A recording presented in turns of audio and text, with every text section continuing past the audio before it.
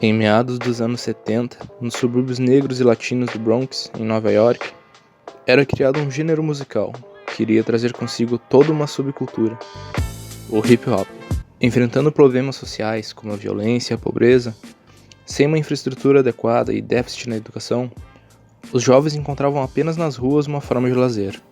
Tendo como inspiração movimentos culturais dos países de onde migravam, principalmente a Jamaica, nasciam ali manifestações artísticas próprias, não apenas como entretenimento, mas como uma arma daqueles jovens para contestar as desigualdades sociais por meio da música, poesia, pintura e da dança.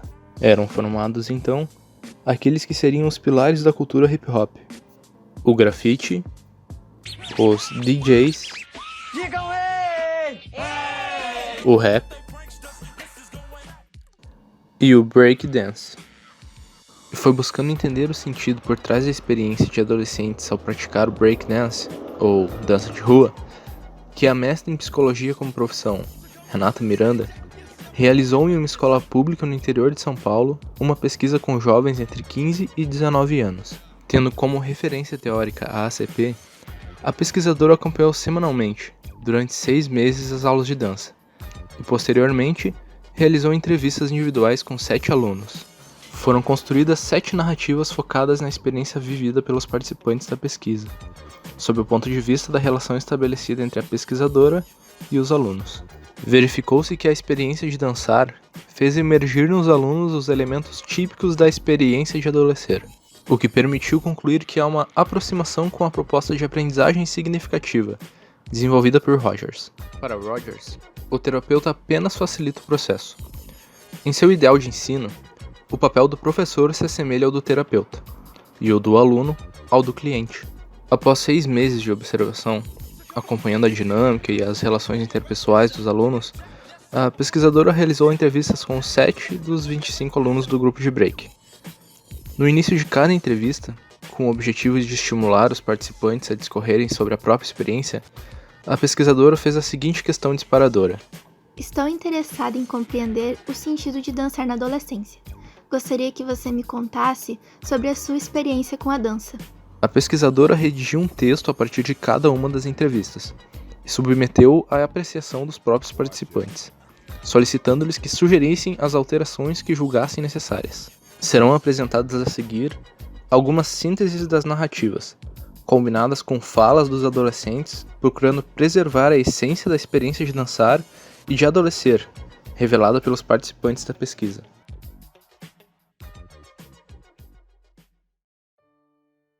A experiência de dançar confronta Fred com suas adversidades de vida. Ser homem que gosta de dança e que dispõe de poucos recursos financeiros e apoio familiar. Aos 17 anos, encontrou na dança prazer, perspectiva e medo do futuro. Não sentia receber dos pais o afeto que recebia do professor de dança. A expectativa que sentia que os pais depositavam nele o confundia, pois não lhe dava tempo para viver suas dúvidas e incertezas. O medo de frustrá-los somou-se aos medos do futuro. Inicialmente, Fred dançava como brincadeira e descontração. Era comum que Fred chegasse mais cedo à escola e, antes de sua aula de dança, ficasse dançando espontaneamente com os amigos. Pareciam divertir-se muito, pois riam, cantavam, faziam gestos e representavam. Era como dançar nas autênticas rodas de dança de rua, só que no espaço da escola. Pouco a pouco, após conseguir uma bolsa de estudos em uma academia particular, o brincar de dançar foi sendo substituído pelo dançar como técnica, preparo profissional e expectativa de um futuro e trabalho mais gratificante. Tenho muito medo de não conseguir, mas estou investindo. Faço algumas aulas de jazz e balé. Teve até um teste no ano passado que precisava ter experiência de hip hop e axé. Como não entendo de axé, não prestei. Meu pai e minha mãe não se conformam com isso até hoje. Sempre falam que não acreditam que eu fico ensaiando, indo em tudo que é aula, e não ganho nada por isso. E quando aparece uma chance de ganhar dinheiro com a dança, eu não vou fazer o teste. Eu tive medo de prestar, porque não entendo de axé. Indo mais além da relação com os pais, a dança traz para Fred um jeito de olhar o mundo e de se relacionar com as pessoas. Com a dança, mudei várias coisas em mim. Por exemplo, eu tenho um amigo gay e não me conformava com isso. Não aceitava o fato dele ser gay. Com a dança, passei a ver isso de uma outra forma. Se ele é gay, isso não traz nada de mal para a nossa amizade. Pelo contrário, hoje ele é um dos meus melhores amigos.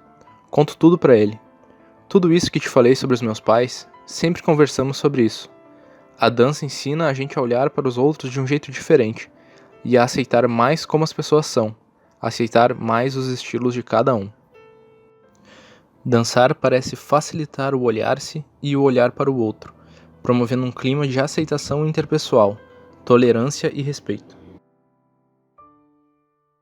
Klaus comparou a dança a uma terapia psicológica, por sentir que lhe permitia o contato e a expressão de seus estados interiores. A relação com o professor o apoiava em suas experiências e trazia-lhe a dimensão do futuro. O desejo de ser também um bailarino o fez buscar a perfeição do movimento e o autocontrole. Foi assim que Klaus transformou sua experiência de dançar como aproximação de si mesmo e autoexpressão, em autocontrole e perfeição técnica, e, paralelamente, passou a perseguir uma imagem de si coerente com as expectativas externas. Vivenciou com o professor uma relação de aceitação positiva, em que parecia perceber como condição algo como serei olhado e reconhecido se dançar bem. A gratidão pelo professor parece tê-lo feito crer que, caso quisesse crescer, assim como o professor esforçava-se para estar com o grupo, deveria também sacrificar algo. Klaus sentia as mudanças no grupo de dança como verdadeiros lutos adolescentes, pelas perdas resultantes das transformações. Em meio aos medos do futuro, Klaus encontrou na dança uma forma de expressar seus sentimentos. Na dança, extravaso, coloco tudo pra fora. Se chego aqui triste, danço de um jeito que saio mais leve, melhor depois. Quando chego para a aula feliz, sinto que os passos saem melhores, mais limpos. A dança fica melhor. Tento não dançar com sentimentos ruins. Quando estou mal, chego na aula e antes de começar, penso um pouco. Me concentro para estes sentimentos irem embora. Mas, para mim, é como uma terapia psicológica mesmo. Me faz muito bem. Quero isso para o meu futuro. O bem-estar trazido pela dança parece trazer a Klaus a esperança de não mais sentir coisas ruins, ou, pelo menos, de controlar estes sentimentos dançando. O grupo de dança de rua oferecido aos adolescentes no contexto da escola configurou-se como uma importante experiência de aprendizagem que guarda semelhanças com a descrição de Rogers sobre a aprendizagem significativa. Esta aprendizagem acontece, de acordo com o autor, na pessoa em sua integridade, pressupondo a integração de sentimentos e ideias. Inclui a aprendizagem cognitiva, que é sempre importante, e a afetivo-vivencial, que está bastante esquecida pelo sistema de ensino atual. Sentimentos como curiosidade, vibração e paixão, além de elementos vivenciais como prudência, autodisciplina, autoconfiança e emoção perante a descoberta, são parte do processo de aprendizagem significativa. Aprendizagens significativas, ao conduzirem à aproximação e ao contato com a experiência, promovem orientações de valores comuns aos indivíduos, e talvez até mesmo às culturas.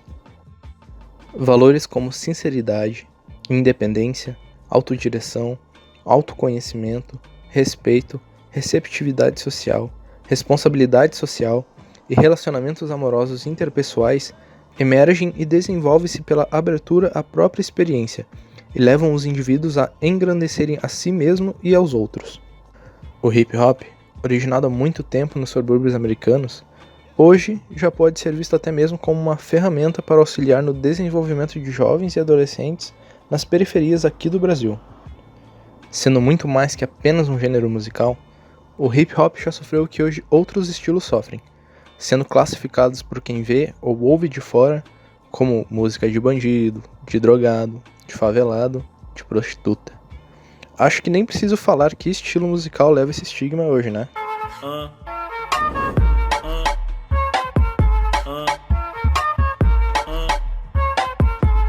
Levou perto dos 60 anos para quem é de fora reconhecer os benefícios que o hip hop pode trazer.